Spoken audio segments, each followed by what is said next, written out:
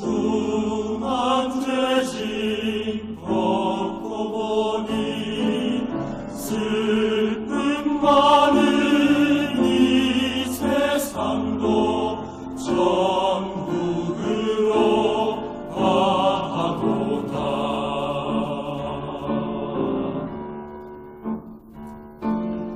대야디야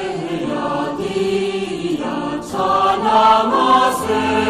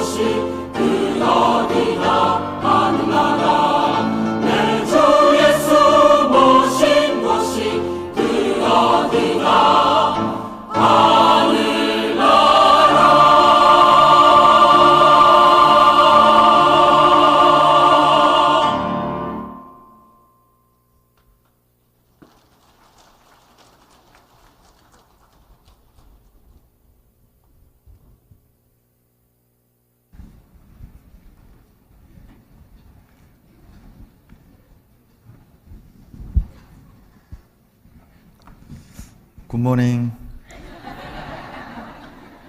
너무 좋죠? 원래 주일 아침 박수 안 치는 거예요. 근데 나도 모르게 나왔죠? 그래요. 우리 무의식적으로 박수 한번 칩시다. 와. 여러분, 주일 찬양부터가 실은 말씀이 시작된 것으로 봐야 됩니다. 설교자는 설교로 하나님의 뜻을 선포하지만 찬양대는 찬양으로 하나님의 말씀을 선포한다고 볼 수 있습니다. 설교를 정말 뜨겁게 시작하게 해주셔서 감사합니다. 너무 좋은데요? 같이 기도하시겠습니다.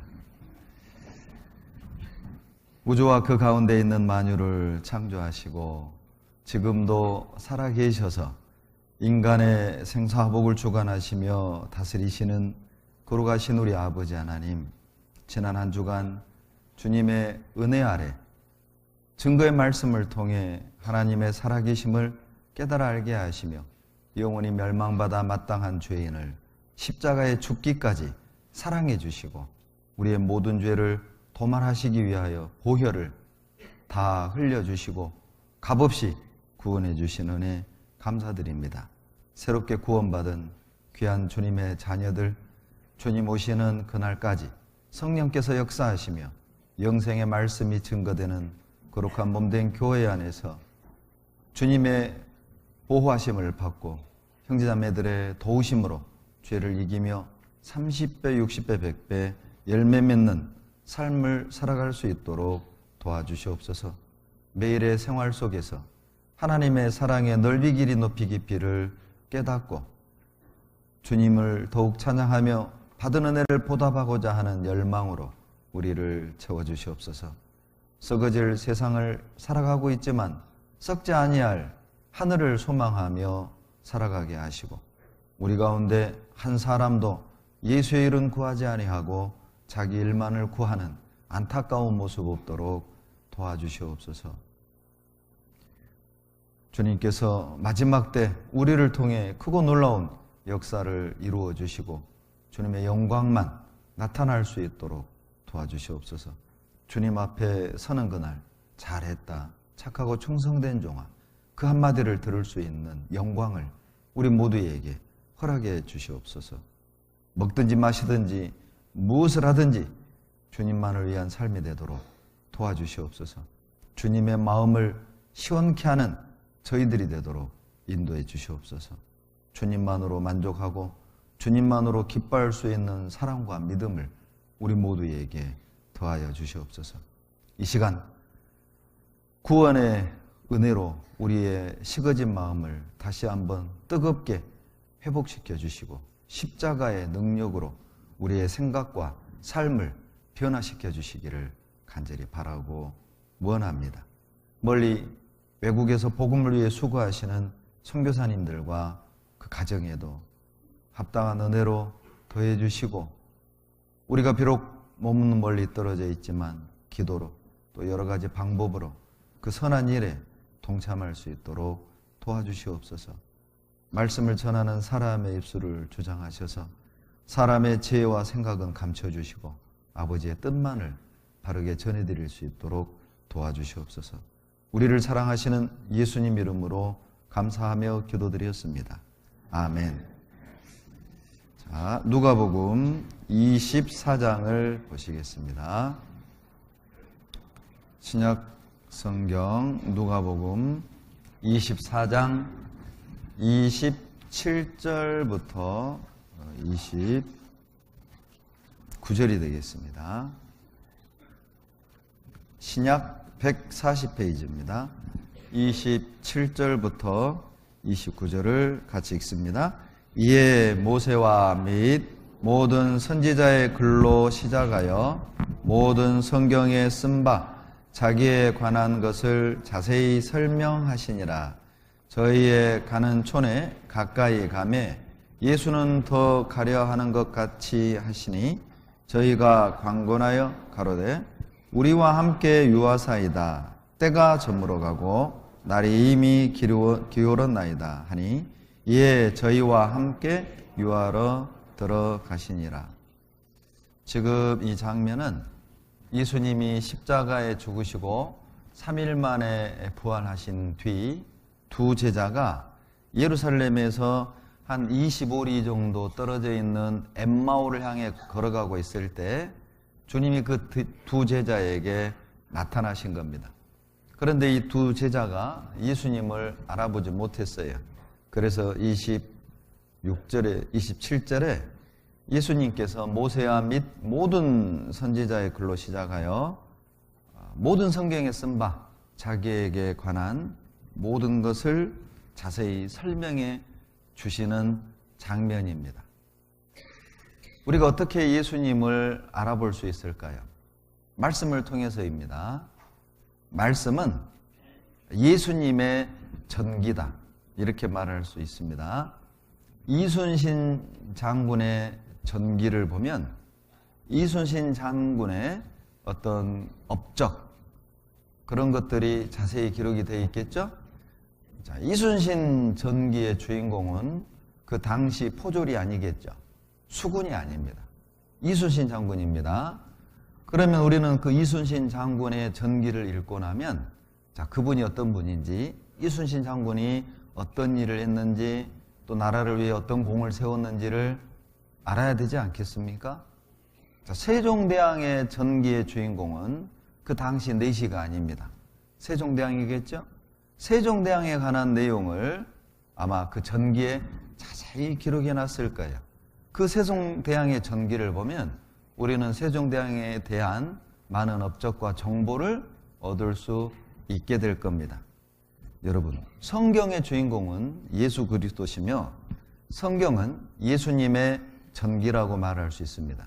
우리가 성경을 배웠다면, 성경을 올바로 배운 사람이라면 우리는 예수님이 하나님이시고 창조주시며 우리의 구원자 되시고 그분이 우리에게 베풀어 주신 은혜와 사랑이 어떤 것인지, 그분이 나와 어떤 관계가 있는지를 올바로 알아야 합니다.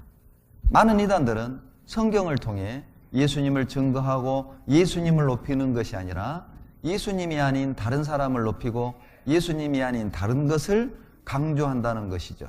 이게 얼마나 모순입니까? 예수님의 전기인 성경을 가지고 예수님을 증거하고 예수님을 높이고 예수님을 자랑하는 게 아니라 다른 인간, 다른 사람, 다른 어떤 무엇을 강조하고 그것을 중요하게 붙들고 살아간다면 마치 이순신 장군의 전기를 실컷 읽어놓고 이순신 장군은 누군지를 모르고 그 당시 포졸이 어떤 사람인지 내시가 어떤 사람인지 구구절절히 논하는 어리석은 사람과 같다는 것이죠. 우리는 지난 한 주간 성경을 배웠습니다. 예수님의 전기를 배웠습니다. 예수님이 창조주 하나님이라는 사실을 우리는 알게 되었고 그 창조주께서 우리 같은 죄인을, 나 같은 죄인을 구원하기 위해 이 세상에 육신을 입고 오셔서 가진 고난과 그리고 멸시와 천대를 받으시고 십자가의 죽으심으로 말미암아 우리 죄를 값없이 도말해 주시고 구원해 주신 러브 스토리를 우리는 지난 한 주간 배웠습니다. 그런 측면에서 본다면 여러분, 구약 성경은 앞으로 오실 예수님에 대한 증거라고 말할 수 있습니다. 신약 성경은 구약대로 예수님이 이 땅에 오셔서 이루신 복음을 증거하고 있다고 말할 수 있어요. 44절에 보시면 누가복음 24장 44절 같이 읽습니다. 또 이르시되 내가 너희와 함께 있을 때에 너희에게 말한 바 곧 모세의 율법과 선지자의 글과 시편에 나를 가리켜 기록된 모든 것이 이루어져야 하리라 한 말이 이것이라. 자, 모세의 글, 모세의 율법, 선지자의 글, 시편에 나를 가리켜 기록된 모든 것이라고 그랬죠. 구약을 구분할 때 모세의 율법, 선지자의 글, 예언서죠. 그리고 시편, 체험서, 시가서라고 합니다. 유대인들이 성경을 그렇게 구분하거든요. 결론은 성경 전체를 그렇게 표현했다고 보시면 됩니다. 성경 전체가 누구를 증거하고 있는가? 나를 가리켜 말한 모든 것, 즉 예수님을 증거하고 있고 예수님에 관한 말씀이라는 거죠. 도대체 성경을 통해 예수님이 우리에게 하신 무엇을 증거하기를 원하시느냐? 나를 가리켜 기록한 모든 것, 그렇게 말씀하셨잖아요. 나를 가리켜 기록한 모든 것의 내용은 그 뒤 46절로 47절에 나와 있어요. 영이신 하나님이 몸을 입고 이 땅에 오실 것을 구약에 예언했습니다. 그러면 도대체 거룩하신 창조주 하나님, 영이신 하나님이 몸을 입고 이 땅에 오셔서 하실 일이 무엇인가? 왜 하나님은 몸을 입고 이 땅에 오셔야만 하는가? 그 내용이 46절, 47절입니다. 같이 읽겠습니다. 또 이르시되 이같이 그리스도가 고난을 받고 제3일에 죽은 자 가운데서 살아날 것과 또 그 이름으로 죄 사함을 얻게 하는 회개가 예루살렘으로부터 시작하여 모든 족속에게 전파될 것이 기록되었으니, 이것이 바로 성경 내용의 핵심이고 그리고 예수님이 우리에게 베풀어 주신 은혜와 사랑 이야기입니다. 창조주 하나님이, 영이신 하나님이 왜 이 땅에 몸을 입고 오셔야만 합니까? 46절에 답이 있죠. 고난을 받고 십자가에 죽으시기 위함입니다. 그리고 3일 만에 부활하심으로 말미암아 주님의 십자가의 보혈이 우리 죄를 대속하시며 우리를 영원히 구원하셨다는 사실을 확실하게 증거해 주신 거예요. 만약 예수님이 부활하지 않았다면 그분은 자기 죄로 죽은 겁니다. 그리고 예수님은 우리 죄를 대신하여 죽었다는 사실을 우리는 확인할 길이 없는 거예요. 그러나 예수님은 여러분 3일 만에 부활하셨습니다. 어떤 이들은 그 부활이 그리스도인들이 만들어낸 이야기다, 거짓임을 내가 밝혀내겠다, 연구한 사람도 많습니다. 그런데 예수님의 부활이 거짓이라고 밝히려고 연구했던 모든 사람은 그 부활이 역사적 사실임을 확인하게 되고 모두가 다 거듭난 그리스도인이 됩니다. 대표적인 부활에 관한 학자는 게리 하버마스라는 학자입니다. 그 그리스도인의 말에 의하면 예수님의 부활을 증거하는 것은 수천 가지가 된다는 겁니다. 그리고 제가 첫날 여러분에게 소개해드렸죠. 예수는 역사다라는 책을 썼던 리스트로벨, 예일대 법대를 나오고 시카고 트리뷴지 기자였던 그 리스트로벨은 예수님의 부활은 거짓이다, 지어낸 이야기다, 신화다, 이걸 내가 밝혀내겠다, 연구한 끝에 예수님의 부활이 역사적 사실임을 확인하게 되고 그도 또한 그리스도인이 됩니다. 예수님은 부활하셨습니다.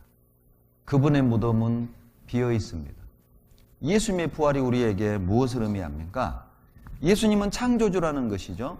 여러분, 죽었던 자가 스스로 살아나는 경우는 없어요. 예수님이 죽은 자를 살려주시는, 예수님이 살려주셔서 죽었던 사람이 살아난 예는 있지만은 죽은 자가 스스로 죽음을 이기고 살아나는 경우는 예수 그리스도 이외에 없습니다. 예수님은 죽음을 이기셨습니다. 죽음도 예수님을 가둘 수 없었습니다. 왜냐하면 예수님은 창조주 하나님이시니까요. 생명의 원천이시거든요. 그리고 예수님의 부활은 또 하나의 의미가 있는데 그분의 십자가에 죽으신 것은 우리의 죄를 대속하기 위함이라는 거예요. 부활을 통해서 예수님이 하나님이라는 게 증거가 됐는데 그렇다면 그 하나님이 왜 굳이 죽어야만 했느냐? 그것은 우리 죄를 대속하기 위함이다. 우리 죄가 영원히 용서됐다는 가장 강력한 증거는 무엇이죠? 예수 그리스도, 그가 죽었다가 3일 만에 부활하신 것입니다. 성경은 이 모든 것을 기록하고 있고 증거하고 있어요.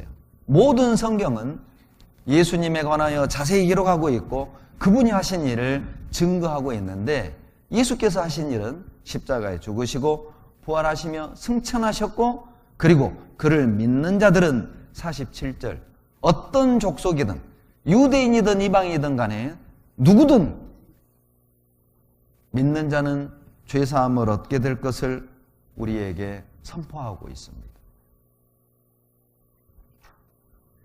구약은 모든 성경은 예수님을 가리켜 기록하고 있어요.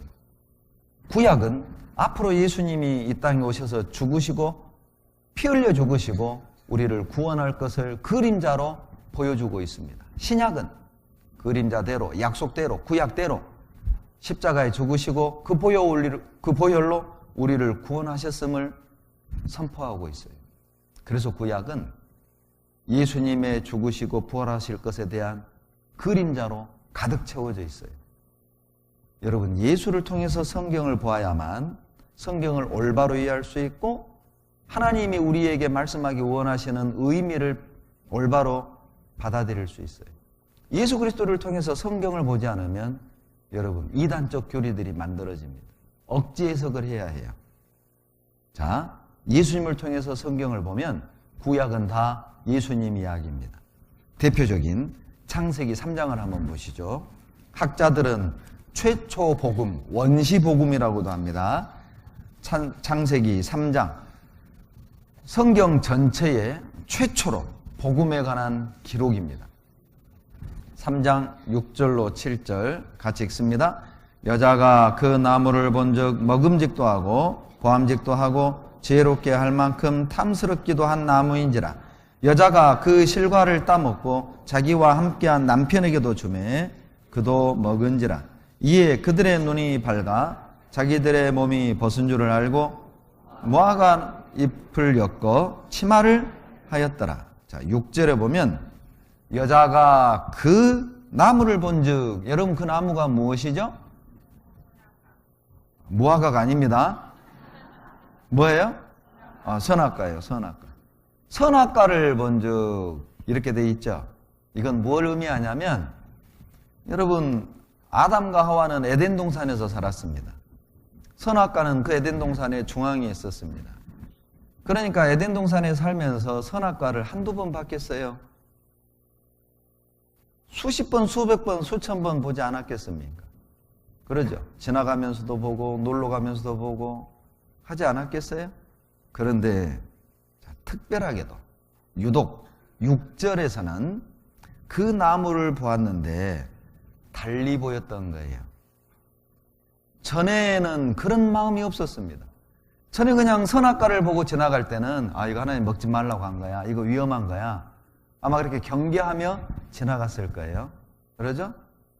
그런데 유독 창세기 3장 6절에서는 그 나무를 보는데 달리 보였던 거죠. 어떻게 보였습니까? 먹음직하고 보암직하고 지혜롭게 할 만큼 탐스럽게 보였던 거예요. 왜 이날따라 선악과는 달리 보였을까요? 마귀 말을 듣고 보았습니다. 마귀가 뱀을 통해 유혹을 했고, 마귀 말을 듣고 선악과를 보니까 먹음직하고 보암직하고 지혜롭게 할 만큼 탐스럽게 보였던 거예요. 어때요?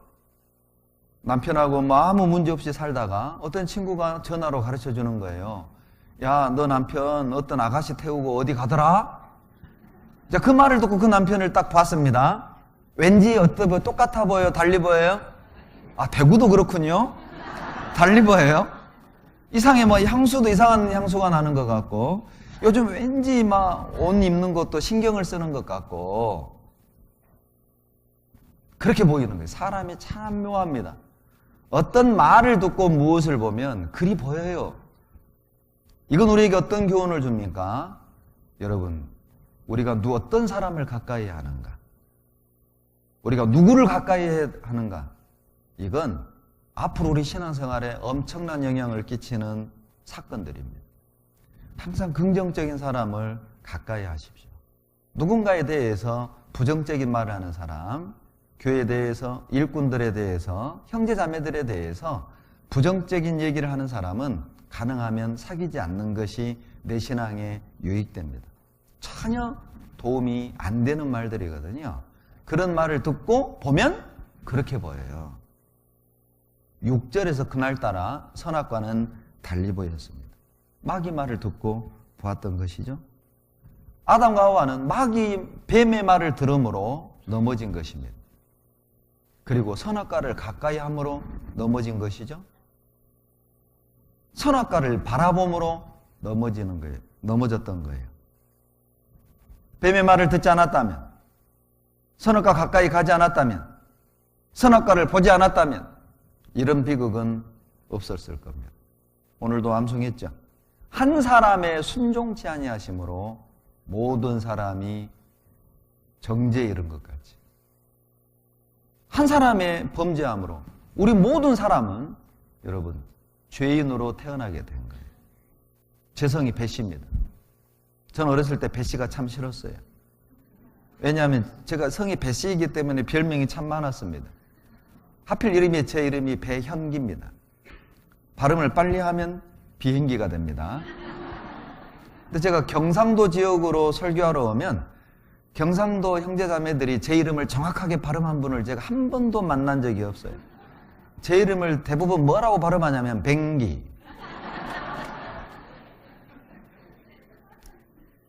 뱅기 목사님이 말씀을 해주시겠다고. 그래서 저는 큰 기대는 하지 않습니다.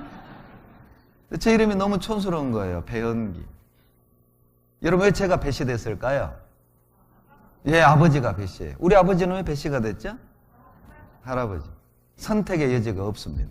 제가 배씨가 되는 건 배씨 집안에 태어났기 때문입니다. 왜 우리가 죄인 되었습니까? 우리는 죄씨 집안에 태어난 거예요. 그렇다고 해서 우리가 아버지를 마음에 안 들다고 남이라고 할 수 없잖아요. 피해 관계는 여러분 공동 운명체예요. 슬프지만 우리는 아담의 후손으로 태어났고 우리는 공동 운명이고 공동 책임을 지게 되는 거예요. 예를 들면 자, 월드컵에서 우리 국가대표 월드컵 국가대표 선수들이 16강에도 못 올라가고 게임에서 졌습니다. 여러분 대한민국 국민이 그 경기에 대해서 불복할 수 있나요? 그 11명이 찬 건데 대한민국이 진 게 아니다. 나랑 같이 다시 공 차자. 이렇게 할 수가 없는 거예요. 국가대표라는 것은 국가를 대표한 거고 그 선수들이 16강에서 좌절된 거라면 대한민국은 16강에 갈 수 없는 것입니다. 그게 바로 대표성입니다. 불만을 말할 수 없습니다. 우리는 국가라는 공동 운명체거든요. 한민족이라는 공동 운명체거든요. 우리는 아담과 공동 운명체입니다. 우리 조상이잖아요. 우리 할아버지잖아요. 모른 척 할 수 없어요. 나는 상관없다고 말할 수도 없는 운명인 거예요. 그런데 그 아담과 하와가 뱀의 말을 듣지 않았다면 이런 비극은 없었을 겁니다. 더 놀라운 것은 보암직하고 먹음직하고 지혜롭게 할 만큼 탐스러워서 먹었습니다. 자, 먹은 결과가 7절에 나와요. 자, 그것을 따먹은 후 어떤 변화가 생겼습니다. 어떤 변화가 생겼느냐? 어떤 변화가 생겼죠? 눈이 밝아졌어요. 눈이 밝아졌습니다. 눈이 밝아졌다는 말은 시력이 좋아졌다는 의미가 아니에요. 여러분, 못 보던 것을 보게 되었다. 안 보이던 것이 보이게 되었다. 무엇이 보였느냐? 벗은 몸이 보였습니다. 선악과를 따먹기 전에도 이미 그들은 벗고 살았습니다. 옷이 없었으니까요. 그런데 선악과를 따먹기 전에는 서로 벗고 살았지만은 수치스럽지도 않았고 부끄럽지도 않았고 묘한 기분이 들지도 않았다는 것이죠. 그런데 선악과를 따먹고 여러분 밝아졌어요. 뭐가 밝아졌느냐? 보아선 안 되는 눈이 밝아진 겁니다. 세상을 살다 보면 봐선 안 될 것들이 참 많습니다. 봐선 안 될 것들을 보게 되면 우리의 마음도 더러워지고 우리의 영혼도 물들어가게 돼 있어요. 봐선 안 될 것들을 보게 돼 있어요. 벗은 게 보였죠. 수치심을 느끼게 됐고 두려움이 들어왔고 그리고 하나님으로부터 멀어졌어요. 10절에 숨었다고 돼 있잖아요. 선악과를 따먹기 전에는 늘 하나님 가까이에서 하나님과 사랑을 했고 하나님과 대화를 했고 교제가 이루어졌죠. 그러나 죄를 범함으로 말미암아 두려움이 들어왔고 수치가 들어왔고 하나님으로부터 숨는 멀어지는 교제가 단절된 겁니다. 여러분, 불순종의 결과는 두렵습니다. 우리가 불순종을 하고 죄를 범하면 수치심을 느낄 겁니다. 두려울 겁니다. 그러니까 말씀을 빼먹고 교제를 빼먹고 형제자매들을 피하는 거예요. 왜? 부끄럽고 두려우니까. 죄송한데 구원을 받았다고 말하면서 구역 모임을 안 나온다, 주일 안 나온다, 수요일 안 나온다, 각종 모임에 안 나온다. 실은 구원이 정확하지 않을 수도 있고 구원을 확실하게 받으신 분이라면 죄송하지만 분명 뭔가 숨은 죄가 있을 수 있다는 거예요. 숨게 돼 있어요. 그게 죄의 작용입니다. 아담과 하와는 죄를 범함으로 하나님과 교제는 단절되고 이제 늙고 병들고 수고하고 슬픔 속에 살다가 죽게 되는 고통스러운 삶이 시작이 된 거예요. 우리는 왜 수고하고 살아야 합니까? 왜 우리는 슬픔을 느낍니까? 왜 우리는 절망을 느끼고 왜 우리는 고통을 느낄까요? 죄의 결과입니다. 아담의 범죄의 결과이기도 하고 또 우리 각자도 하나님을 등지고 죄 가운데 살아왔기 때문에 그 죄의 결과로 우리는 기쁨이 없이 평안이 없이 행복하지 않은 그저 그런 삶을 계속 이어가고 있는 거예요. 죄는 그 당시에는 달콤해 보이지만 우리의 평안을 빼앗아갑니다. 죄는 덫과 같아서 미끼와 같아서 그것을 무는 순간 우리 마음의 확신을 빼앗아가고 평강을 빼앗아가고 그리고 기쁨을 빼앗아가고 하나님과의 교제를 빼앗아가요. 아담과 하와의 이야기가 이들의 모습이 우리에게 교훈하고 있어요. 자, 7절에 벗은 줄 알았죠? 이제 벗은 줄 알고 그들이 취했던 행동을 보시죠. 7절 후반부.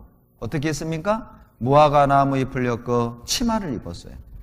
자, 생각해 보세요. 얼마나 급했으면, 생각해 봐요. 얼마나 급했으면 무화과 나무 잎으로 치마를 입었습니다. 여러분, 무화과 혹시 대구에 있나요? 예, 무화과 나무 잎 어때요? 부드러워요? 까칠해요? 예, 까칠합니다. 얼마나 급했으면 그 까칠까칠한 이파리를 뜯어가지고 치마를 입었어요. 얼마나 껄끄러웠을까요? 움직일 때마다. 괴로웠을 거라고요?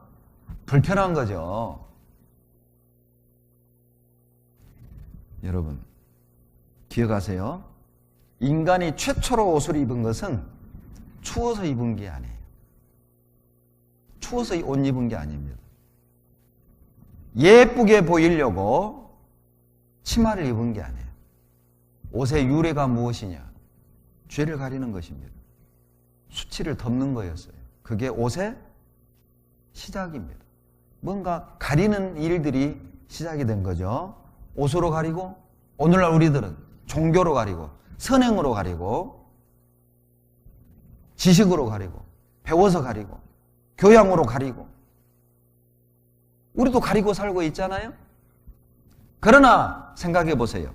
이 무화과 나무로 만든 치마가 몇 시간을 버티겠습니까? 가릴 수 없습니다. 하나님이 부르시죠. 10절 다 같이 읽겠습니다. 가로되 내가 동산에서 하나님의 소리를 듣고 내가 벗었음으로 들어와여 숨었나이다. 하나님이 부르셨습니다. 아담의 대답은 벗었음으로 들어와여 숨었나이다. 이것도 거짓말하네요. 7절 보세요. 무화과 나무로 치마를 입었다고 되어 있잖아요. 그런데 10절에서는 벗었다는 겁니다. 거짓말 아닙니다.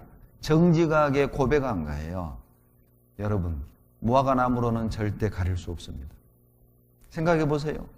몇 시간 지나면 이 무화과 이파리가 어떻게 되겠어요? 햇빛 쨍 쬐면 바짝 마르겠죠. 그리고 국민치장 2번 하고 나면요, 다 부셔지고 뭐만 남아요? 줄기만 남아요. 가려요? 못 가려요? 못 가려요. 입었지만 벗은 겁니다. 이건 우리에게 뭘 교훈하냐면 인간의 노력, 인간의 방법으로는 죄를 가릴 수 없다는 것입니다. 10절의 아담의 고백은 오늘날 우리식으로 표현한다면 하나님 도와주세요. 저는 죄인입니다.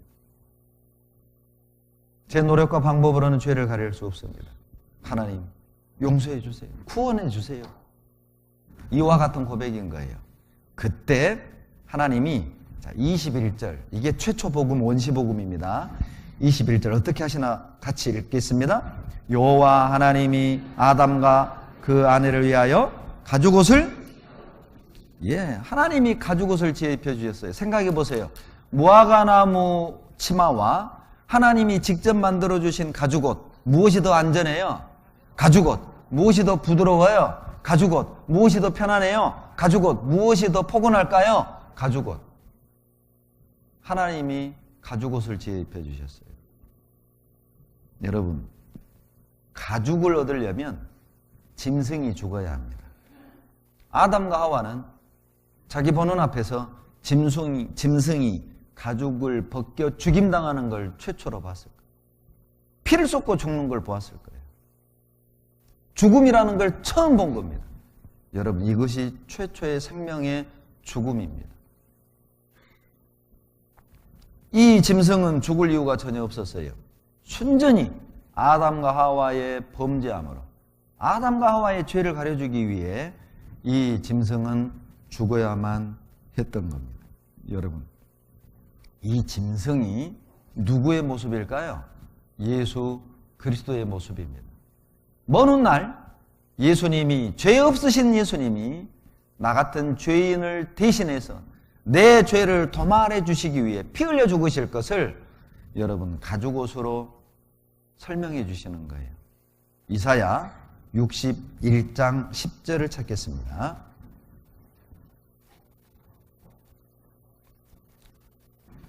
모든 성경은 예수님에 관한 기록이라고 그랬죠? 이사야 61장 10절, 구약 1042페이지입니다. 1042페이지 10절 같이 읽습니다. 내가 여호와로 인하여 크게 기뻐하며 내 영혼이 나의 하나님으로 인하여 즐거워하리니 이는 그가 구원의 옷으로 내게 입히시며 의의 겉옷으로 내게 더하심이 신랑이 사모를 쓰며 신부가 자기 보물로 단장함 같게 하셨습니다. 여러분, 여기에서는 구원의 옷이라고 그랬죠.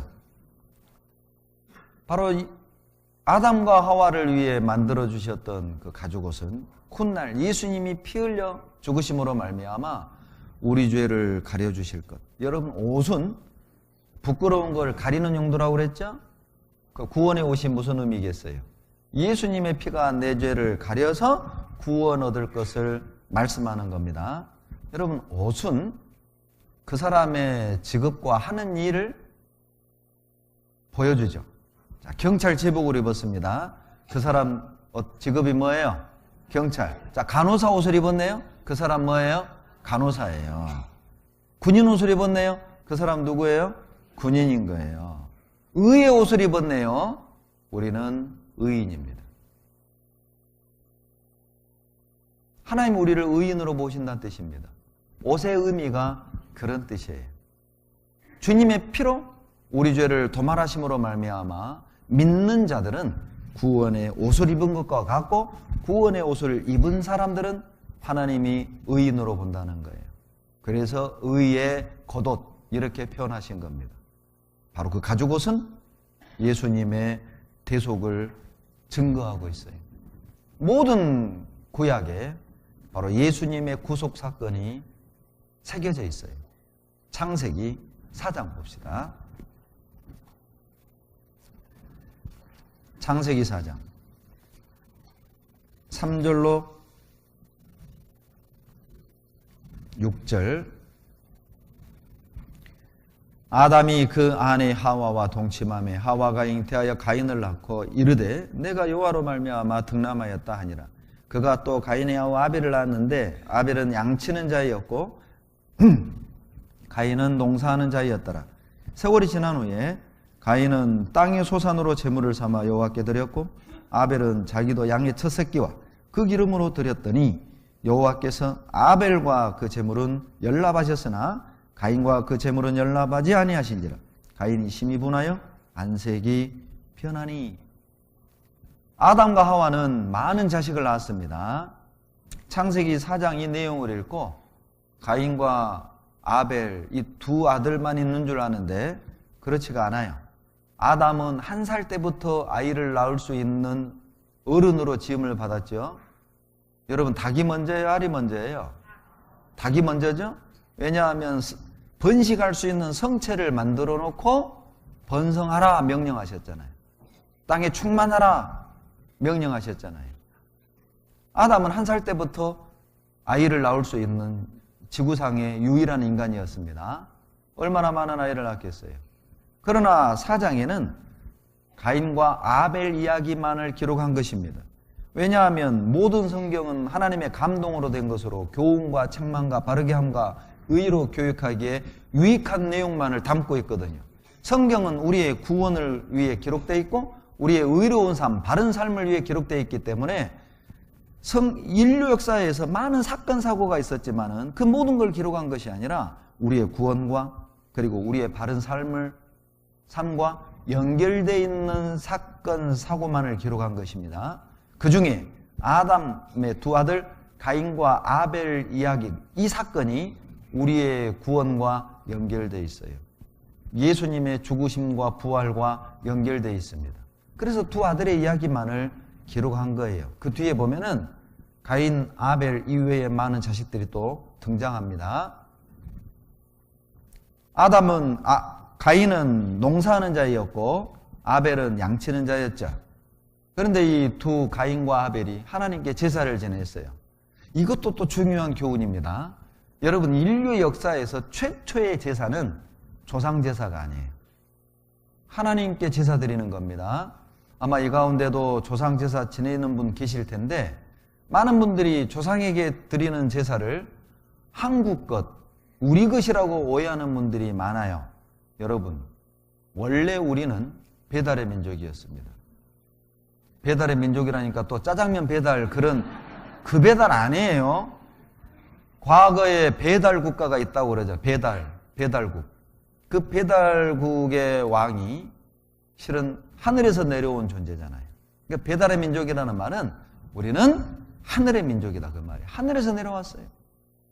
그래서 과거에 여러분 제사는 다 하늘에 드리는 천제였어요. 부여의 영고, 고구려 동맹, 이 모든 것들이 하늘에 제사 드리는 제천 행사였다니까요.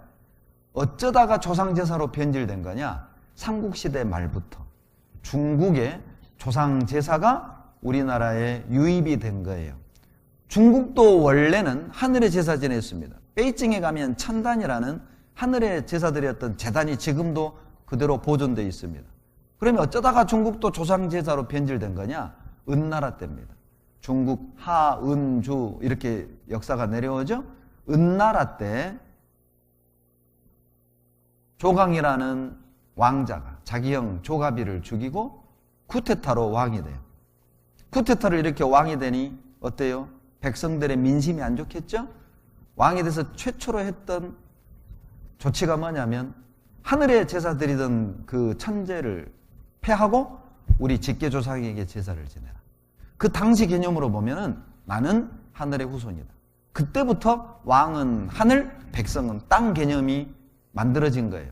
그래서 그 유교 개념은 여러분 기득권자들이 백성들을 지배하고 다스리기 위한 통치 이념으로 만들어진 겁니다. 사군이충.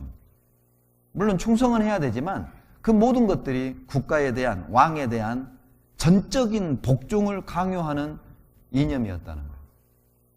그것이 우리나라로 그대로 넘어왔고 조선시대 숭유억불, 유교를 숭상하고 불교를 억압했잖아요.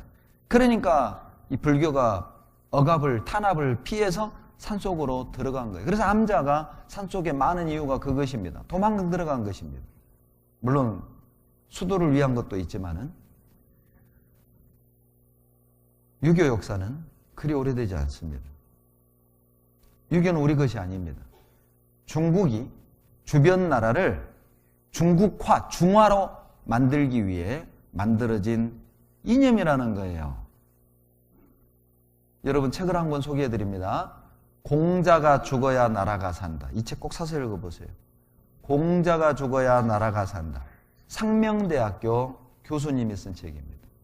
꼭 읽어보세요. 거기에 제사의 유래, 제사의 역사가 정확히 나와 있고 그 제사가 왜 우리나라에 유입이 됐고 어떤 의미를 가지고 있는가를 정확히 밝히고 있습니다. 여러분 정확하게 표현한다면 우리 것은 뭐냐? 성경적인 게 우리 것입니다. 하늘에 제사 드리는 것이 원래 우리 것입니다. 하나님을 섬기던 것이 원래 우리 것이라니까요. 정확히 하셔야 됩니다. 가인과 아벨도 하늘에 제사 지냈죠. 그런데 가인은 농산물로 제사 지냈고 아벨은 양으로 제사 지냈는데 결과적으로 하나님은 아벨 제사 받았어요. 왜 하나님이 가인 제사 안 받고 아벨 제사 받았을까요? 하나님이 스테이크 좋아하셔요? 고기? 스테이크? 하나님 채식 아니에요. 제가 이렇게 가르치는 사람을 직접 만났습니다. 가인은 정성이 부족했고 아벨은 정성껏 드렸다. 그래서 아벨 제사 받았다. 이렇게 가르치는 사람을 제가 직접 봤어요. 그것 정말 성경을 모르는 무지에서 나온 말입니다. 여러분, 농사 짓는 사람이 더 정성 들어갈까요? 양치는 사람이 더 정성 들어갈까요? 농사 지어본 사람만 알아요. 농사 지어본 사람만 압니다. 여러분, 가인이 만약 대충 농사 지었다면 5절에 안색이 변할 이유가 전혀 없어요. 아벨 제사 받을 때 가인은 5절에서 안색이 싹 바뀌었습니다. 실망한 거죠. 왜? 내가 이렇게 고생했고 내가 이렇게 정성을 들였는데 왜 내 건 안 받고 저 동생은? 농사꾼이 볼 때는 양치기는 그냥 노는 것처럼 보여요. 몽골 갔더니요, 야 정말 몽골처럼 소 키우면 나도 소 키우겠더라고. 아침이 되잖아요. 양하고 소들이요 들로 자기들 스스로 출근합니다.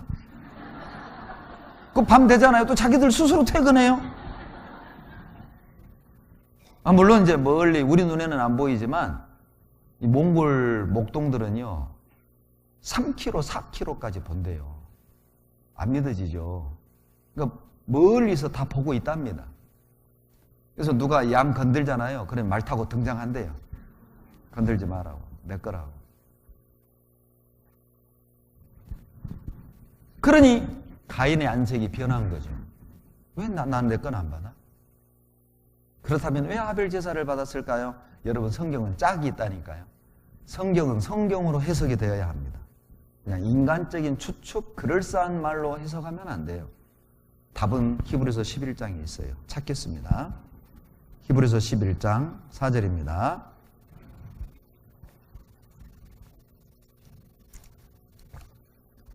히브리서 11장 4절 신약 365페이지 4절 다 같이 읽습니다. 믿음으로 아벨은 가인보다 더 나은 제사를 하나님께 드림으로 의로운 자라 하시는 증거를 얻었으니 하나님이 그 예물에 대하여 증거하심으로 저가 죽었으나 그 믿음으로써 오히려 말하느니라. 자, 아벨은 정성으로 제사 드렸다고요? 믿음으로 제사 드렸다고요? 믿음으로입니다. 아벨의 믿음을 본 겁니다. 결론은 가인은 믿음이 없었다는 겁니다. 가인은 오히려 정성을 들고 나아갔기 때문에 버림받은 거예요. 하나님이 원하는 건 믿음입니다. 여러분, 예물을 보면 그 사람 믿음을 알 수 있어요. 가인의 예물은 농산물이었습니다. 농산물을 보면은 알 수 있어요. 가인은 믿지 않았다는 거예요. 자기의 노력, 자기의 의, 자기의 열심을 들고 나왔고, 아벨은 양을 들고 나왔던 거거든요. 양을 보고 하나님은 알았던 겁니다. 아벨은 믿었구나. 믿었으니까 양 들고 나온 거예요. 뭘 믿었을까요? 아담과 하와의 이야기를 통해서 알게 됐을까요? 가족옷의 유래를 아담이 얘기 안 했을까요? 여러분, 에덴 동산 사건을 아버지 아담과 하와가 얘기하지 않았을까요? 아담과 하와는 자식들에게 들려줄 얘기는 에덴 동산 이야기밖에 없어요. 왜냐하면 거기서밖에 안 살았잖아요. 무슨 얘기 하겠어요? 그리고 아벨은 아버지의 얘기를 듣고 믿은 겁니다. 가인은요, 끝까지 자기 생각, 자기 고집대로 믿은 사람이에요. 이 가운데도 두 종류의 사람이 있음을 교훈하는 것입니다. 가인 같은 사람, 아벨 같은 사람. 가인 같은 사람은 누굽니까? 하나님의 말씀을 듣고도 끝까지 자기 방식으로 구원 얻으려는 사람. 어떻게 일주일 듣고 구원받아? 교회 열심히 다녀야지. 헌금 열심히 해야지. 기도도 열심히 해야지. 가인입니다. 아벨 같은 사람, 주님의 말씀을 듣고 감사함으로 믿음으로 구원받는 사람. 여러분, 무엇을 들고 하나님 앞에 나아갈랍니까? 가인은 자기의 노력을 들고 나갔습니다. 자기의 땀을 들고 나갔습니다. 자기의 열심을 들고 나갔습니다. 아벨은 믿음을 들고 나아갔어요. 양을 들고 나아갔습니다. 여러분은 무엇을 들고 하나님 앞에 나가야 합니까? 율법이 아니에요. 내 기도가 아니라고, 내 열심이 아니라고. 바로 십자가의 보혈입니다. 예수 그리스도 십자가를 의지하고 주님 앞에 나아갈 때 십자가의 보혈을 주님이, 하나님이 보는 순간 너는 믿었구나. 기쁘게 받으시는, 우리를 받아주실 것을 가인과 아벨을 통해 교훈해 주시는 거예요. 여러분, 믿음이란 내가 뭘 하느냐 이게 아니에요. 믿음이란 기대는 것입니다. 맡기는 게, 기대는 게 믿음이라니까요. 나이아가라 폭포 양쪽 끝에 줄을 묶어놓고 외발자전거 서커스 단원이 왔다 갔다 했습니다. 수백 명의 관광객이 환호성을 질렀습니다. 그때 이 서커스 단원이 이렇게 물었답니다. 여러분, 제가 쇠봉을 들고 무사히 다녀올 걸 믿습니까? 믿습니다. 그리고 무사히 다녀온 겁니다. 더 열광을 했어요. 이렇게 물었답니다. 여러분, 제가 한 사람을 목에 무등을 태우고 무사히 다녀올 것을 믿습니까? 믿습니다. 그래요? 그러면 한 사람만 와서 내 목에 올라타세요. 다 도망갔대요. 믿는 거예요, 안 믿는 거예요? 믿음은 맡기는 거라니까요. 믿음은 기대는 거라고요. 저는 예수님을 믿습니다. 예수님께 제 영혼을 맡깁니다. 저는 예수님을 믿습니다. 저는 예수님을 의지하고 기대고 살아가고 있습니다. 그분은 나의 구원자시고 때로는 친구가 되시고 위로자가 되시고 치료자가 되어주셔요. 믿음은 내가 뭘 하는 게 아니에요. 맡기는 거라. 여러분, 1번 비행기는 떴다 하면 떨어지는 비행기라고 합시다. 여기에 노벨 평화상을 탄 사람이 탔어요. 비행기가 떴네요. 무사히 도착해요? 떨어져요? 떨어진다니까요. 떨어지고 안 떨어지고는 비행기 속에 탄 사람이 착하냐 불량하냐 그게 정하는 게 아니에요. 이 비행기가 어떤 비행기냐가 중요한 거예요. 근데 이번 비행기는 떴다 하면 무사히 도착이에요. 근데 이 비행기에 전과자 150범이 탔어요. 탔습니다. 떴네요. 깔아앉아요? 도착해요? 150범인데? 그러죠. 비행기가 떨어지냐 도착하냐는 이 안에 있는 사람이 어떤 사람이냐가 정하는 게 아니라니까요. 비행기가 어떤 비행기냐. 내가 천국 가고 지옥 가고는 내가 어떻게 살아왔느냐가 정하는 게 아닙니다. 내가 어떻게 종교적인 열심을 가졌느냐가 중요한 게 아니에요. 내가 기대는 예수님이 어떤 분이냐가 정하는 거예요. 그분은 하나님이십니다. 여러분, 한국파리가 미국 가는 방법 뭐예요? 날아가다가 죽습니다. 그러죠. 비행기 미국 가는 사람의 가방에 붙어가면 돼요. 얼마나 간단해요. 우리 같은 죄인이 어떻게 거룩한 하늘나라에 갈 수 있을까요? 예수님께 붙어가는 겁니다. 그래서 은혜라고 하는 겁니다. 많은 공로 없어요. 출애굽기 11장을 보시죠. 출애굽기 11장.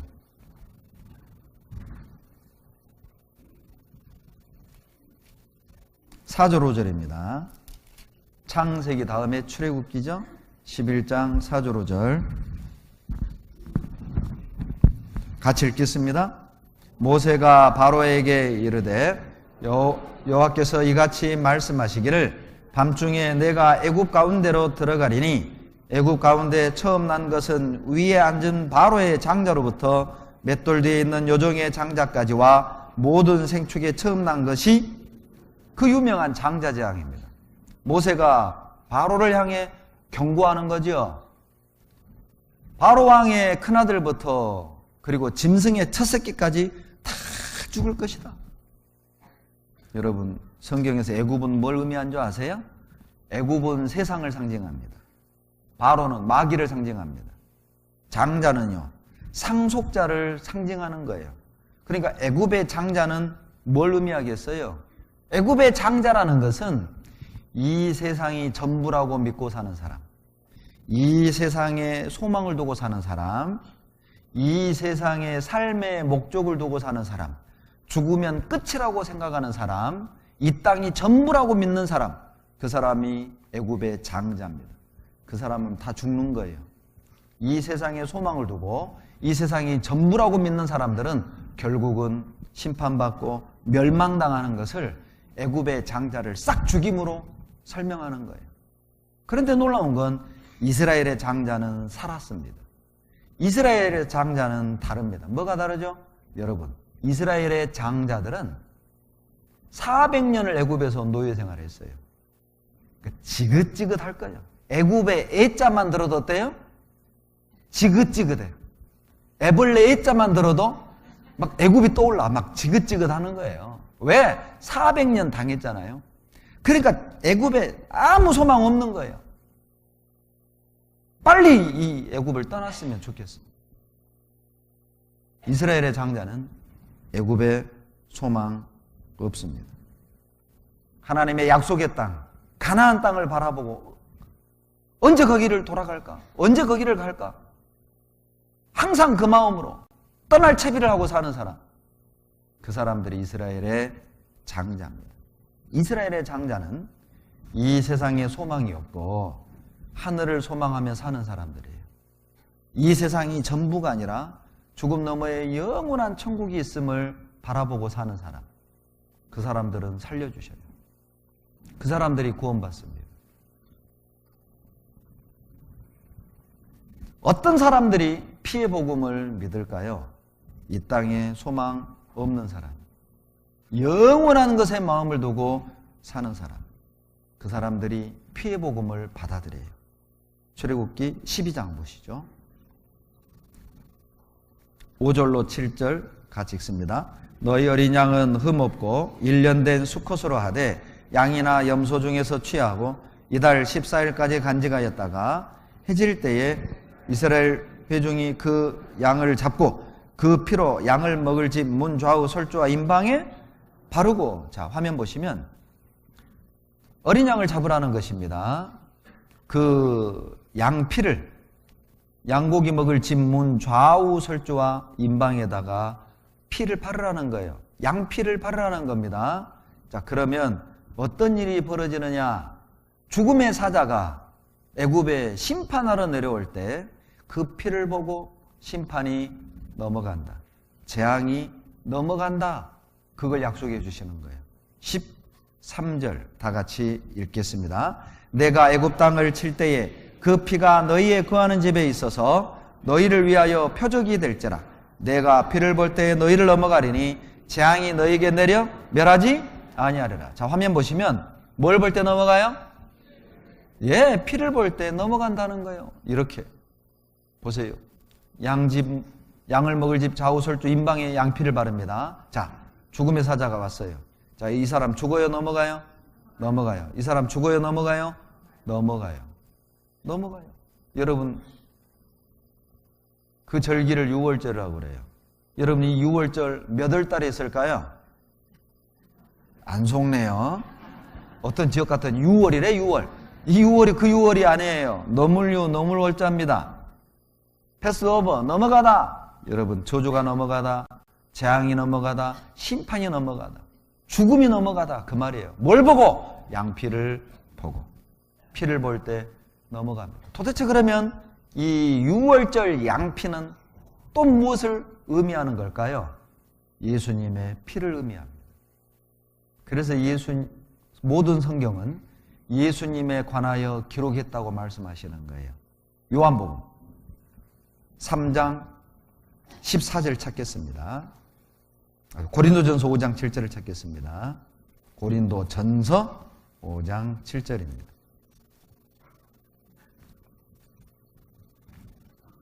신약 268페이지 5장 7절 다 같이 읽겠습니다. 너희는 누룩 없는 자인데 새 덩어리가 되기 위하여 묵은 누룩을 내어버리라. 우리의 유월절 양 곧 그리스도께서 희생이 되셨느니라. 자, 예수님을 유월절 양이라고 그랬어요. 여러분, 유월절을 모르면 이 말씀 이해 못합니다. 왜 예수님이 유월절 양이란 뜻일까요? 보시죠. 유월절 날 양피를 바르고 그 피를 보고 심판이 넘어갔던 것처럼, 저주가 넘어갔던 것처럼, 죽음이 넘어갔던 것처럼 오늘날 우리 시대에는 예수님의 십자가의 피가 우리 죄를 영원히 사해 주셨음을 믿는 자들, 마음에 주님의 피를 바른 자들, 믿는 자들은 저주가 넘어갔다, 심판이 넘어갔다, 재앙이 넘어갔다, 그 말이에요. 그래서 예수님을 유월절 양 이렇게 말하는 겁니다. 여러분, 우리가 쓰는 단어 중에 희생양이라는 단어가 있죠. 이 희생양은 성경에서 나온 단어입니다. 성경에서 나온 용어예요. 희생양. 희생이 뭐예요? 내가 죽어야 되는데 대신 죽은 거예요. 희생했다고 그러잖아요. 이 희생할 때 이 한문을 보면 보세요. 이 희자가요, 소우변의 양양자의 빼어날 수의 창과자입니다. 소나 양 중에 흠이 없는 걸 죽여서 죄를 용서받았던 거예요. 희자의 약자를 이렇게도 씁니다. 소우변의 양양자의 나자입니다. 소나 양이 나 대신 죽어서 내 죄가 용서됐다는 것이죠. 이게 오를 의자입니다. 의인할 때 의자입니다. 양양자의 나자예요. 나 같은 죄인이 어떻게 의인이 됩니까? 양피를 뒤집어 써서. 예수님이 내 죄를 대신하여 피 흘려 죽으심으로 우리가 의롭게 되는 거예요. 그래서 희생양 이렇게 말하는 겁니다. 루트가 말하기를 성경을 짜봐라, 피가 나올 것이다. 구약을 짜봐라, 양피가 나올 것이다. 신약을 짜봐라, 예수님 피가 나올 것이다. 우리 몸에서 피를 뽑아버리면 죽죠? 성경에서 피에 관한 기록을 빼버리면 성경은 아무짝에 쓸모없는 책입니다. 제가 과거 다른 교회를 다닐 때 가장 어렵게 여겼던 책이 레위기입니다. 레위기를 보면 순 짐승을 잡아 피 흘려 죽이는 제사예요. 근데 죽이는데도 그냥 안 죽여요. 막 가죽 벗겨버리고 사지 절단해버리고 막 각 떠버리고 그걸 볼 때마다 왜 그럴까? 왜 이렇게 잔인할까? 왜 이렇게 무서울까? 89년에 구원을 받고 레위기를 배우는데 복음입니다. 레위기 복음입니다. 예수님이 피 흘려 죽어서 우리를 구원할 것에 대한 그림자로 기록하신 거예요. 예수님을 만나고 성경을 보면 다 이해가 돼요. 예수님의 이야기예요. 민수기 21장도 보시죠. 자, 민수기 21장입니다. 4절로 5절입니다. 민수기 21장 4절로 6절 못 찾은 분은 화면 보셔도 됩니다. 같이 읽겠습니다. 백성이 호르산에서 진행하여 홍해 길로 조차 에돔 땅을 둘러 행하려 하였다가 길로 인하여 백성의 마음이 상하니라. 백성이 하나님과 모세를 향하여 원망하되 어찌하여 우리를 애굽에서 인도하여 올려서 이 광야에서 죽게 하는고 이곳에는 식물도 없고 물도 없도다. 우리 마음이 이 박한 식물을 싫어하노라 하매 하나님께서 불뱀들을 백성 중에 보내어 백성을 물게 하심으로 이스라엘 백성 중에 죽은 자가 많으니라. 여러분, 성경에서요, 뱀은 마귀를 상징하거든요. 그런데 불뱀이 원망하는 사람 다 물어주기였어요. 저는 불뱀이라고 그러니까요, 예전에는 막 몸에서 불이 이글이글 타는 그런 뱀인 줄 알았어요. 근데 그게 아닙니다. 영어 성경에 독사입니다. 독사. 사막에 사는 뱀은 대부분 붉은색입니다. 그리고 맹독성입니다. 물면 죽는 거예요. 그런데 성경에서 뱀은 마귀를 상징하거든요. 불뱀이 원망하는 사람만 골라주겠어요. 이것도 기적입니다. 생각해봐요. 약 200만 명의 이스라엘 백성이 있는데 뱀들이 등장한 거예요. 등장해가지고 얼굴을 딱 쳐다보고 요거 보니까 원망하게 생겼네? 확 물어줘. 이럴 리는 없잖아요. 뭐 뱀이 관상을 보겠어요? 그런데 신기하게 200만의 백성 중에 원망하는 사람만 물어주겠어요. 이게 뭘 의미하는 줄 아세요? 뱀은 마귀라고 말씀드렸죠? 마귀가 제일 좋아하는 사람 누구냐? 마귀가 제일 좋아하는 사람 원불교인이래요. 원불교인. 원불교인이 누구예요? 원망하고 불평하는 사람. 완전히 마귀 밥입니다. 완전히 스페셜 런치예요.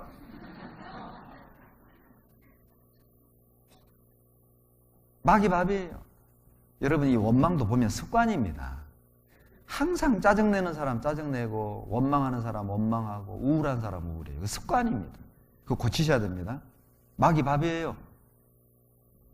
뱀이 물어서 독이 퍼져 죽어가는 것처럼 여러분, 마귀라는 뱀에게 물려서 죄라는 독이 퍼져 세상 사람들의 영혼이 죽어가고 있음을 보여주는 거예요.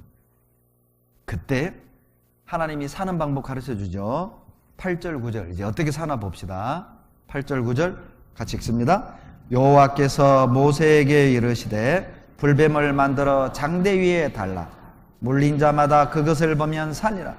모세가 놋뱀을 만들어 장대 위에 다니 뱀에게 물린 자마다 놋뱀을 쳐다본 즉, 화면 보실래요? 장대 위에다가 놋으로 뱀을 만들어 가지고 달라는 거예요. 쳐다보면 산다는데 쳐다봤더니 다 살았어요. 쳐다보고 다 살았어요. 이게 바로 이스라엘 광야입니다. 놋뱀을 쳐다본 즉 살더라. 여러분, 이건 기적입니다. 이 놋뱀이 능력이 있어서 놋뱀이 살린 게 아니죠. 하나님이 살려주신 거예요. 봤다는 것은 믿었다는 거잖아요. 놋뱀을 쳐다보면 산다 말을 듣고 믿는 자들은 쳐다봤겠죠. 믿는 자들을 하나님이 살려주실 걸 말하는 겁니다. 여러분, 놋뱀 쳐다보는 거 어려워요? 쉬워요? 얼마나 쉬워요? 그러죠? 자, 저 마이크가 놋뱀이라고 합시다. 사회자 마이크가. 여러분, 놋뱀을 딱 쳐다보면 되잖아요. 이러면 살아요. 그런데 이게 하기 싫었어요. 그래서 죽은 겁니다. 여러분, 고개 돌리는 게 귀찮아요? 눈알만 굴리세요. 이렇게. 그래도 사는 거예요. 아유, 보면 사니까. 뭐 째려봤다고. 야, 너 왜 째려봐? 너는 죽어. 이게 아니거든. 보면 산다고 했으니까. 눈알만 굴려도 될 걸 이게 싫어서 죽었다니까요. 뭘 의미하죠? 구원이 어려운 게 아닙니다. 구원이 어려워서 못 믿는 게 아니라 고집 때문에 죽는 거예요. 안 믿어서 죽는 거라니까요. 보면 되는데. 여러분, 이 노뱀은 성경의 노선 심판을 상징하고 뱀은 마귀를 상징해요. 노뱀은 뭐예요? 뱀을 심판했다. 마귀의 괴계를 박살을 내버렸어요. 어디에서? 노뱀을 장대 위에 달았죠. 예수님이 십자가에 높이 매달려 죽으심으로 영혼들을 지옥으로 끌어가려는 마귀의 괴계를 박살낼 것을 설명하는 거예요. 십자가에 높이 매달린 예수 그리스도를 믿는 모든 자들은 마귀의 권세에서 벗어나서 의인이 되어 구원받는 걸 노뱀으로 설명하는 겁니다. 요한복음 3장에 해설을 해놓으셨어요. 요한복음 3장 14절로 15절입니다. 못 찾으신 분은 화면 보시고 같이 읽겠습니다. 모세가 광야에서 뱀을 든 것 같이 인자도 들려야 하리니 이는 저를 믿는 자마다 영생을 얻게 하려 하십니다. 보세요. 모세가 광야에서 노뱀 뱀을 든 것 같이 인자도 예수님도 들려야 하리니, 모세가 광야에서 노뱀을 장대에 높이 매달린 것은 훗날 예수님이 십자가에 높이 매달려 죽으심으로 믿는 자들은 영원한 생명을 얻게 되는 걸 보여주시는 거예요.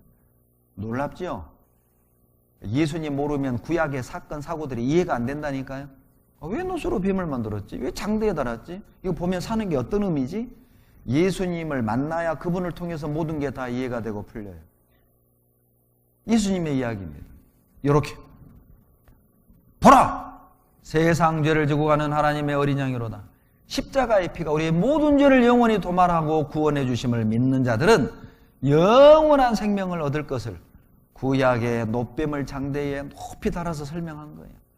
모세가 광야에서 뱀을 높이 든 것 같이 인자도 들려야 하리니 이는 저를 믿는 자마다 영생을 얻게 하려 하심이니라. 어떤 사람은 말합니다. 예수님 십자가에 죽는 것 쉽지 않아요? 하나님이시니까 쉬웠겠네요. 여러분, 이것도 기억하셔야 돼요. 예수님은 하나님이셨지만 동시에 인간이셨습니다. 우리처럼 완전한 인간이셨습니다.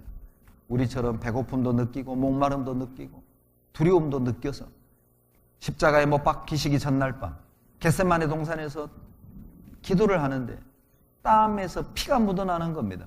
그거 기적 아닙니다. 오늘날 우리도 힘을 쓰잖아요. 모세혈관이 터져서 땀에 피가 묻어난다는 겁니다. 얼마나 힘을 썼으면 모세혈관이 터져서 피가 흘러내렸을까요?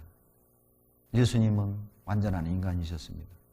우리가 느껴야 될 공포, 우리가 느껴야 될 외로움, 우리가 느껴야 될 두려움을 대신 다 받으시고 느끼시고 우리가 받아야 될 저주를 대신 받으시고 합법적으로 죄를 지불하시고 죄값을 지불하시고 우리를 구원하신 거예요. 예수님은 인간이셨습니다. 쉬운 게 아니에요. 여러분, 제가 고등학교 2학년 때요, 공부는 하고 싶은데 이게 막 공부가 안 돼요. 친구들 다 집에 돌아가고 빈 교실에 혼자 남았습니다. 한지를 책상 위에 딱 펼쳐놓고 그리고 면도칼을 끄잡아냈어요. 혈서를 쓰려고. 이게 손이 떨려요. 근데 어떡할 거예요? 칼 뽑았으니 그어야 되지 않아요? 고개 돌리고 쓱 그었어요. 근데 이게 설그어가지고 따끔해. 이 짜도 피가 안 나는 거예요, 이게. 지금 생각하면 참 우스운 거죠. 그러나 그때는 심각했어요. 이 짜도 피가 안 나요. 어떡할 거예요? 다시 쓱 그었어요. 그리고 동당지 부동, 부동당지동. 동당지 부동. 움직여야 될 때 움직이지 않고 부동당지동. 움직이지 말아야 될 때 움직이더라. 우리 마음이라는 게 참 그래요. 움직이지 말아야 할 때 움직이고 정말 움직여야 될 때는 안 움직여요. 여러분, 쉬운 게 아닙니다. 연필 깎다가 손 상하는 건 쉬워요. 음식을 만들다가 손 상하는 건 쉽다니까요. 오늘 댁에 가서 한번 해볼래요? 도마 위에 손가락 올리고? 불가능합니다. 어렵습니다. 여러분, 주님이 십자가에 죽는 건 우연한 사고가 아닙니다. 알고 오셨어요. 그분은 극심한 두려움과 공포를 경험하셨습니다. 그리고 죽는 길을 선택하셨어요. 그것이 사랑입니다. 사랑. 왜 그 고통을 자처했을까요? 사랑이 외에는 설명이 불가능해요. 여러분, 그래서 요한복음 3장 15절 이후에 인자도 들려야 하리니 말씀하시고 그 후에 나오는 구절이 그 유명한 요한복음 3장 16절입니다. 요한복음 3장 16절 다 같이 읽겠습니다. 하나님이 세상을 이처럼 사랑하사 독생자를 주셨으니 이는 저를 믿는 자마다 멸망치 않고 영생을 얻게 하려 하십니다. 여러분, 이 말씀은 외우셔야 됩니다. 다 같이 함성합시다. 시작. 하나님이 세상을 이처럼 사랑하사 독생자를 주셨으니 이는 저를 믿는 자마다 멸망치 않고 영생을 얻게 하려 하십니다. 보고 읽으셨네요. 어쩐데 암송을 잘하더라. 네. 하나님이 세상을 이처럼 사랑하사. 왜 십자가에 높이 매달려야 했습니까? 하나님이 세상을 이처럼 사랑하사. 이 세상에 자기 이름을 넣으셔야 됩니다. 하나님이 배헌기를 이처럼이 무엇입니까? 십자가에 높이 매달릴 정도로, 주저없이 십자가에 죽으실 정도로 사랑하사 영원한 생명을 주셨어요. 여러분, 나를 대신하여 죽어주신 은혜를 믿지 못하는 사람은 그 사람이 믿을 만한 진리는 아무것도 없어요. 생각해 보세요. 나를 사랑해서 대신하여 죽어주신 은혜를 못 믿는 사람이 무엇을 믿겠습니까? 무엇이 그 사람의 삶의 위로가 되겠어요? 곰곰이 생각해 보세요.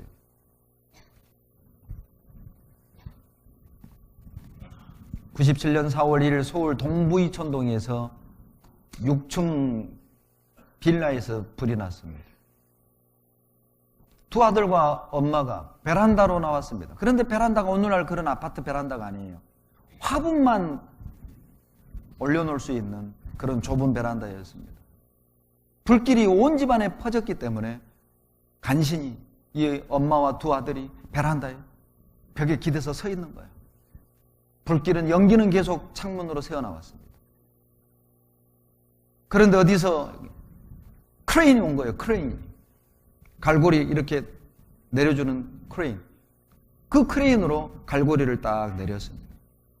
한 사람만 그 갈고리에 발을 올리고 줄을 잡고 내려와야 해요. 엄마가 얘들아 너희부터 빨리 잡아라. 이 애들은요 엄마부터 빨리 올라가세요. 이 어머니가요 안 되겠다 싶으니까 그 베란다 난간을 잡고 그냥 대롱대롱 매달려 버린 겁니다. 빨리 가라고. 자식들 빨리 가라고. 그런데 이 자식들이 엄마를 끌어올리려고 하다가 도저히 어머니가 안 되겠거든요. 그냥 손을 6층에서 놔버렸습니다. 6층에서 떨어졌습니다. 자식들이요 엄마. 그리고 그 크레인을 타고 내려왔어요. 그리고 엄마 있는 대로 또 뛰어갔습니다. 그런데 엄마가요 치마를 툴툴 털고 일어나는 거예요. 세상에 1층 슈퍼마켓 최악 위로 떨어진 겁니다. 톡 튀어서 산 거예요. 여러분 생각해 봅시다. 자, 이 두 아들 엄마 말 잘 들었을까요? 계속 사고 뭉치로 살았을까요? 예, 엄마가 청소하려면 어머니 걸려주세요. 저희들이 할게요. 그것이 사랑의 힘입니다. 그게 어머니 힘이에요. 주님은 나를 대신하여 죽으시기 위해 거룩한 영광을 버리고 이 땅에 내려오셨어요. 그리고 십자가에 죽으시고 부활하셨습니다. 이거 한번 보세요. 사흘 만에 부활, 4가지 근거가 있다는 거예요. 예수님의 무덤은 비어 있습니다. 기독교 작가로 변신한 리스트로벨에 따르면 부활을 증명하는 자료들은 수천 가지가 넘는다. 게리 아버마스 같은 역사가는 1975년부터 수집한 자료만 2200가지가 넘는다. 예수 부활의 근거로 크게 4가지로 꼽는데 성경, 구전, 기록 문서, 그리고 빈 무덤입니다. 주님은 부활하셨습니다. 그리고 그 사랑은 영원히 변하지 않아요. 예수님의 사랑은 시대적인 사랑이 아닙니다. 이 세상이 끝나는 그날까지 죄인을 향한 주님의 사랑은 변함이 없어요. 그래서 요한복음 5장 24절에 화면을 보고 같이 읽겠습니다. 믿는 자는 영생을 얻었고 심판에 이르지 아니하나니 사망에서 생명으로 옮겼느니라. 주님의 사랑은 변하지 않습니다. 여러분, 만약에 천국에 시험을 보고 간다면 요한복음 5장 24절에 시험 나올 거예요. 다음 가로 안에 적당한 단어를 골라 넣으시오. 믿는 자는 영생을 1번 얻었고 2번 얻을 것이고 3번 얻어가고 4번 모르고. 몇 번이에요? 예, 영생 얻었고. 이미 과거 완료형입니다. 이미 우리는 영생을 얻었습니다. 심판에 이르지 아니하니 사망의 생명으로 1번 옮겼느니라, 2번 옮길 것이다, 3번 옮겨가고 있다, 4번 모른다. 몇 번? 예, 옮겼느니라. 이미 우리는 사망의 생명으로 옮겼습니다. 우리는 천국을 향해 나아가고 있는 거예요. 구원받은 사람은 하루하루 살아가고 있는 겁니다. 같이 읽습니다.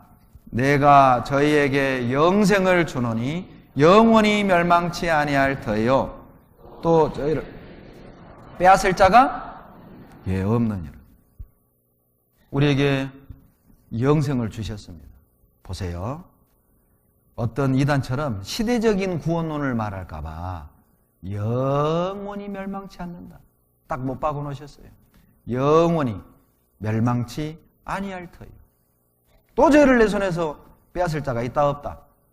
여러분 생각해 봐요. 하나님이 나를 붙잡고 있는데 누가 나를 하나님 손에서 빼앗습니까? 최고 재판장이신 하나님이 나를 죄 없다 하시는데 누가 나를 정죄할 수 있습니까? 아무도 나를 정죄할 수 없습니다. 다 같이 읽습니다. 영접하는 자 곧 그 이름을 믿는 자들에게는 하나님의 자녀가 되는 권세를 주셨습니다. 자, 같이 읽어봅시다. 영접하는 자 곧 그 이름을 믿는 자들에게는 하나님의 자녀가 되는 권세를. 여러분, 믿는 자는 하나님의 자녀입니다. 예수님의 십자가의 보혈의 공로를 믿고 의지하는 사람은 하나님의 자녀입니다. 이 말씀의 의미를 잘 들어보세요. 어떤 왕이 5살 때 아들을 잃어버렸어요. 왕자를. 20년 만에 찾았어요. 그런데 이 왕자가요, 거지 속을에 살았던 겁니다. 완전히 거지가 됐어요. 그리고 그 왕자를 데려다가 씻기고 왕자 옷을 입히고 이렇게 말하는 거예요. 어떻게 말하는 게 옳은가 한번 맞춰봐요. 1번, 왕자처럼 살면 왕자 시켜줄게. 2번, 너는 왕자이니 왕자처럼 살아라. 몇 번이에요? 2번입니다. 왕자처럼 살면 왕자 되는 게 아닙니다. 이미 왕자이기 때문에 왕자처럼 살아야 하는 것처럼, 여러분, 하나님은 우리에게 그렇게 말씀하십니다. 너 의인처럼 살아봐. 의인 시켜줄게. 하나님 자녀처럼 살아봐. 내가 하나님 자녀 시켜줄게. 아닙니다. 너는 하나님의 자녀란다. 그러니 하나님 자녀답게 살아다오. 너는 이제 의인이란다. 그러니 이제 의인답게 살아야 한다. 그렇게 말씀하십니다. 만약 구원받은 주님의 자녀들이 죄를 범하면 신분이 바뀌는 건 아니에요. 의인에서 심판받을 죄인으로 바뀌는 게 아닙니다. 하나님의 자녀에서 마귀 자식으로 바뀌는 게 아니에요. 죄를 범한다 할지라도 구원받은 주님의 자녀는 그대로 주님의 자녀인 거죠. 그러나 하나님과 교제가 끊기는 거예요. 마음의 평강이 깨지고 기쁨이 사라지고. 마치 아버지가 내준 숙제를 이놈이 노느라고 안 했어요. 그리고 이제 막 해가 떨어지고 밤이 됐는데 집에 갔더니 형아랑 엄마 아빠랑은 막 돼지고기 삼겹살 막 맛있게 구워 먹고 있어요.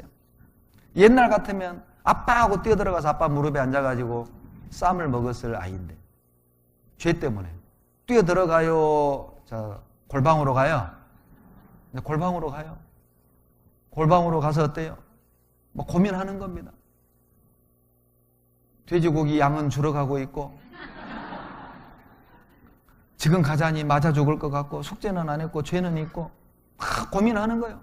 근데 고민이 길어질수록 돼지 양이 줄어들잖아요. 어쩔 수 없이 가자.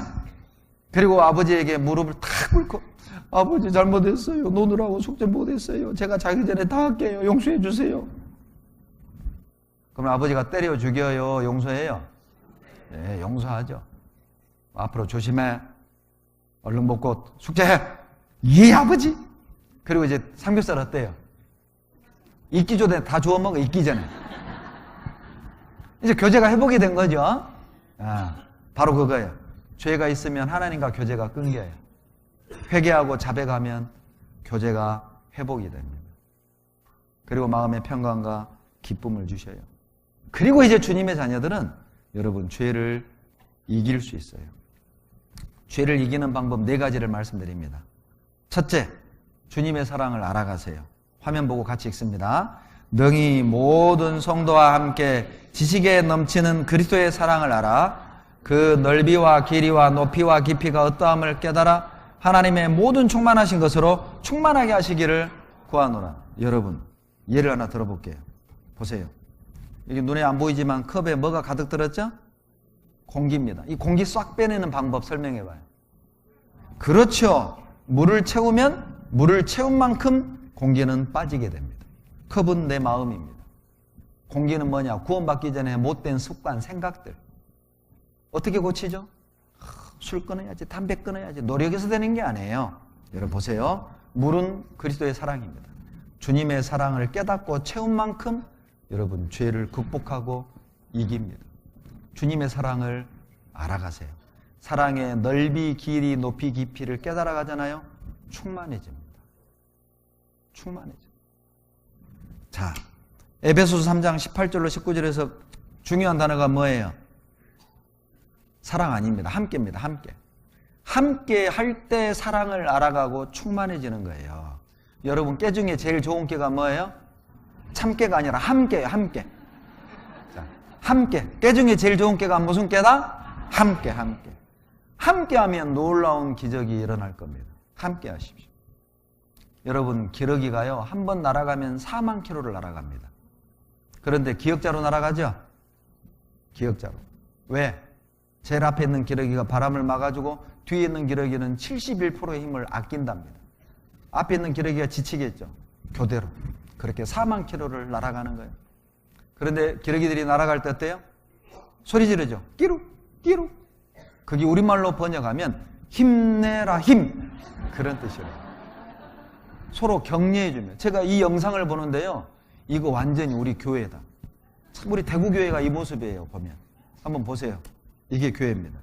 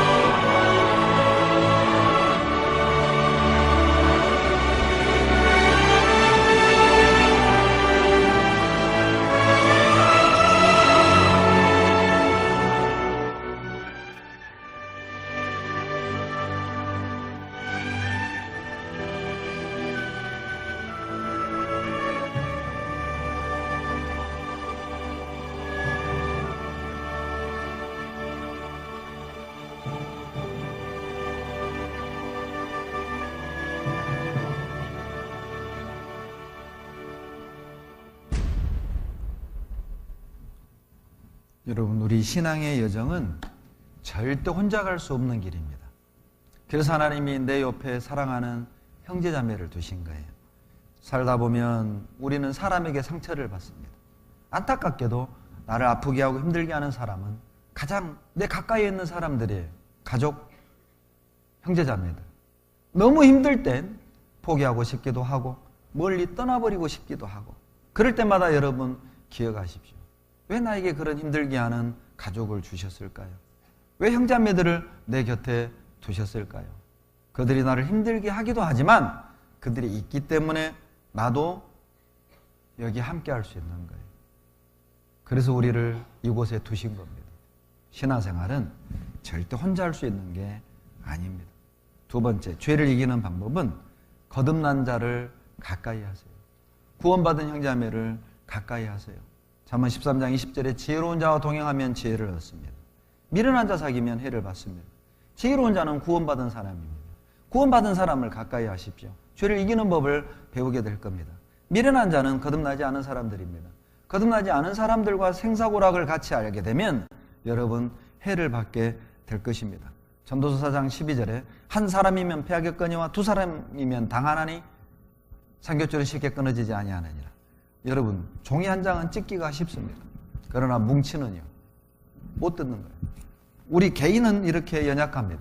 넘어지고 자빠질 수밖에 없어요. 그러나 우리가 함께하면 죄를 이기는 거예요. 여러분, 오늘 이 가운데 있으니까 우리가 함께 말씀을 듣고 감동받고 울고 웃고 기뻐하고, 만약 오늘 교회 안 오고 집에 혼자 있었다, 무엇하고 있을까요? 머리 둘러싸매고 성경 열공? 그건 아닐 것 같아. 우리가 여기 있기 때문에 죄를 이기고 함께 기뻐하고 울고 웃고 함께 하십시오. 거듭난 자를 가까이 하십시오. 그리고 세 번째, 말씀을 사모하십시오. 다 같이 읽겠습니다. 갓난 아이들 같이 순전하고 신령한 젖을 사모하라. 이는 이로 말미암아 너희로 구원에 이르도록 자라게 하려 함이라. 신령한 젖이니까 하나님 말씀이잖아요. 갓난 아이들은 젖 먹어야 에너지, 힘을 얻습니다. 성장합니다. 여러분, 이번에 구원받은 분들은요, 성경 강연을 한번 또 들으세요. 또 11월 20일부터 고3 집회가 있습니다. 또 들으세요. 한 4번 정도는 연속 듣는 게 좋습니다.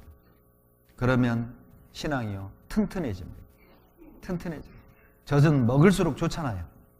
그리고요, 매일 성경을 5장씩 읽으세요. 매일 읽으세요. 내용만 이해하려고 하지 말아요. 그냥 아이들이 젖 빨아먹으면 그냥 자라가잖아요. 아이들이 젖을 빨면서 분석합니까? 단백질 몇 프로, 탄수화물 몇 프로, 이런 아이 없습니다. 몰라요. 그냥 꿀꺽꿀꺽. 그런데 자라가요. 그냥 성경 읽으세요. 그냥 자라가요. 우리 아는 것만큼, 나에게 필요한 만큼만 하나님이 주십니다. 여러분, 처음 구원받는 분들은요, 성경을 읽는 습관을 갖는 게 중요하기 때문에 이해하려는 것보다는 진도를 쭉쭉 빼가는데 포인트를 주고 읽으세요. 만약 이게 이 성경을요, 분석하려 들면 어렵습니다. 힘들어요. 가능하면 신약부터 읽으세요. 왜냐하면 구약은 어려워요. 습관상 처음부터 읽어야지. 창세기 읽어놓고 이게 어려우니까 출애굽기를 읽는데 1년이 지났는데 출애굽이 안 돼. 출애굽이 안 되고 계속 출애굽기에서 광야를 헤매는 거예요. 어디 갔더라 다시 돌아가고 그렇게 하지 말고 신약은 구약을 풀어놨습니다. 복음을 다 풀어놨어요. 그러니까 해설서를 보고 먼저 읽는 게 중요합니다. 그래서 신약을 한번 다 읽고 구약과 신약을 동시에 번갈아 가면서 읽으면 돼요. 신약부터 읽으세요. 꼭 읽으세요. 무슨 일이 있어도 수요일, 주일 전도 집회는 빼먹으면 안 됩니다. 말씀을 계속 공급받으세요. 그리고 네 번째, 여러분 전도하십시오. 다 같이 읽겠습니다. 너는 말씀을 전파하라. 때를 얻든지 못 얻든지 항상 힘써라. 세상에서 제일 악한 사람이 있다면 전도하지 않는 그리스도인입니다. 천국이 있는 걸 알면서, 지옥이 있는 걸 알면서 어떻게 말하지 않을 수 있습니까? 싸우기 싫어서 내가 바쁘다고. 세상에서 가장 악한 사람은 연쇄살인범이 아니에요. 세상에서 가장 악한 사람은 전도하지 않는 그리스도인들입니다. 누구든지 자기 친족, 특히 자기 가족을 돌아보지 아니하는 자는 믿음을 배반한 자요, 불신자보다 더 악한 자니라. 가장 악한 사람, 전도하지 않는 그리스도인. 내가 입만 열었다면 구원받았을 사람도 참 많아요. 여러분, 지옥에 우리가 만약 가볼 수만 있다면 전도하지 않아 지옥 온 사람도 많을 거예요. 누군가가 복음을 전하고 외쳐줬다면 그 사람은 말씀을 받아들이고 천국 갈 사람이었는데 누구도 말해주지 않아. 바쁘다, 먹고 살기 힘들다, 싸우기 싫다, 전도를 안 하는 거예요.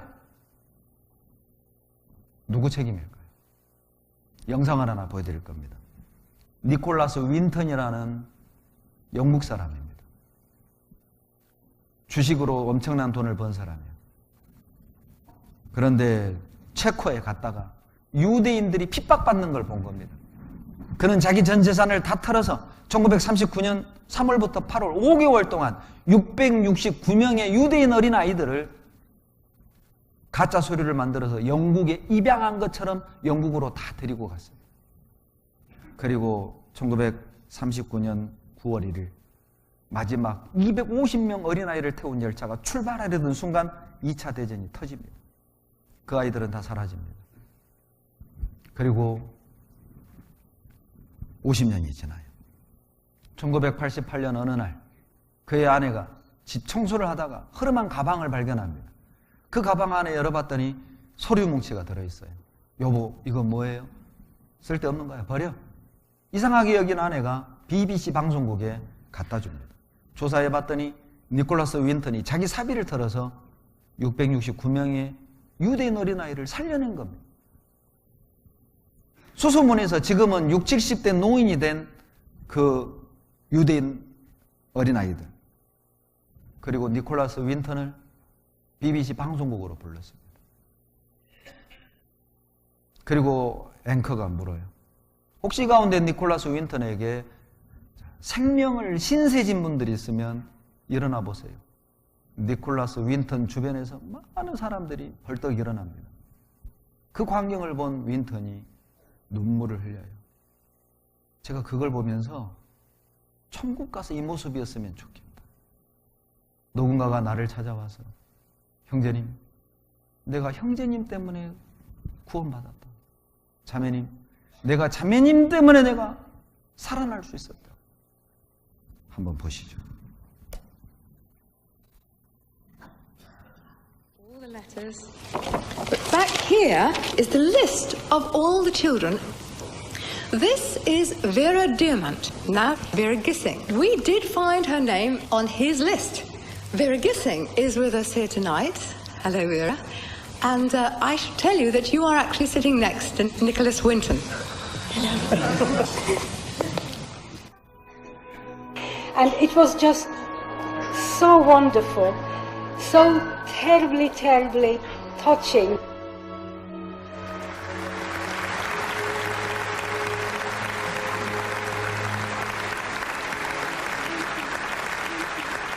Can I ask, is there anyone in our audience tonight who owes their life to Nicholas Winton? If so, could you stand up, please?